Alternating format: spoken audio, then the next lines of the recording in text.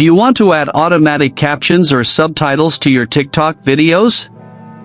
You can easily convert your spoken audio into accurate text overlays to make your content more engaging and accessible. Before we begin, please like this video and subscribe to our channel. I've also included some helpful tools and apps in the description, so be sure to check them out.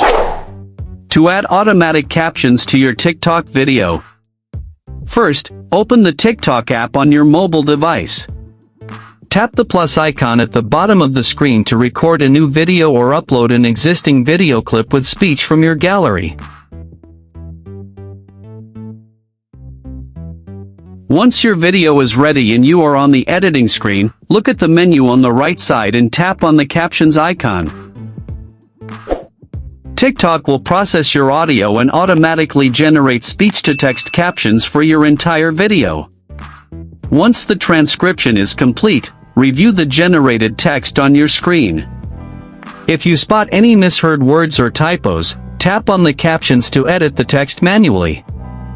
After making any necessary corrections, tap the tick button in the top right corner.